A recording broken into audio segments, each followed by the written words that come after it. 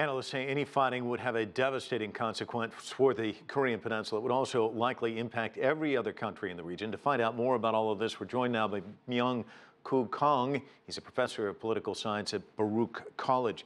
Talk to me about this war of words. As we just said, so many players impacted by these increased tensions on the peninsula. Of course, the neighbors of the DPRK, the Republic of Korea and China, just to name a couple, and of course, Japan.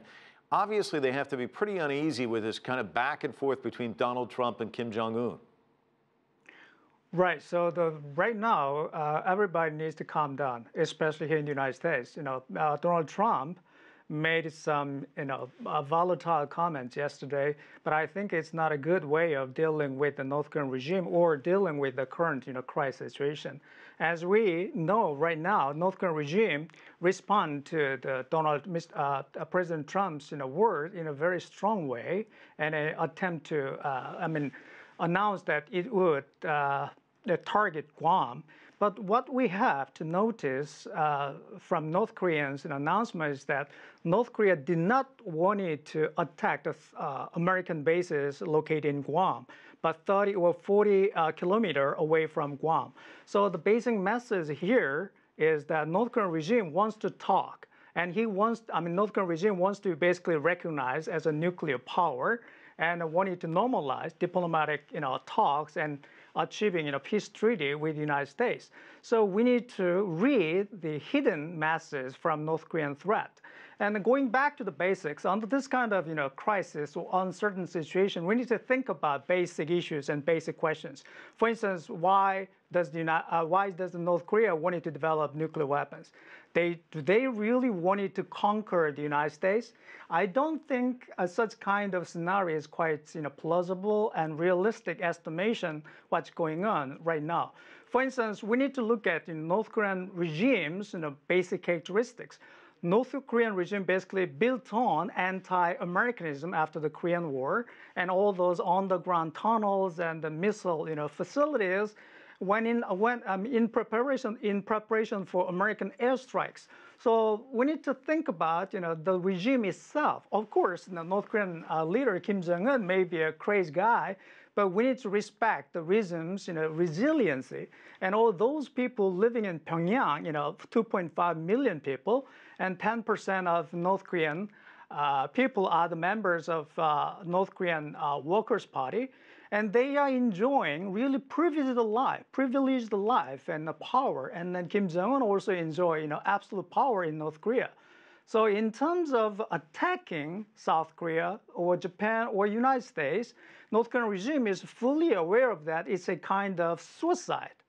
And then the majority, as far as I know, the majority of South Korean people is fully aware of such kind of situation. So if the North Korea attacks South Korea, the North Korean regime will also collapse. So it's a kind of mutually assured destruction, situation. So going back to the basics, we need to think about what is the fundamental motivation of North Korean nuclear or missile program, and what is the basic characteristics of North Korean regime itself. So I think in a sense what you're saying, there is détente there already in place. Let me ask you about Rex Tillerson. He was asked about Trump's fire and fury comments as he was on his way to Guam. He tried to dance around the comments, saying he felt like they were making headway in recent days with the UN sanctions. How tough is it for this diplomat to try and manage this issue when he's saying we don't want regime change, we are not your enemy, but the president is saying fire and fury? There's competing messages. It doesn't seem like everyone's on the same page. Exactly. So it's pretty much unorganized, unorchestrated, message toward North Korea. In terms of diplomatic or strategic tactic, it can work because North Korean regime may feel kind of nervous. That's the expectation from the American government side. But we need to understand the basic nature of North Korean regime itself and the nuclear program there.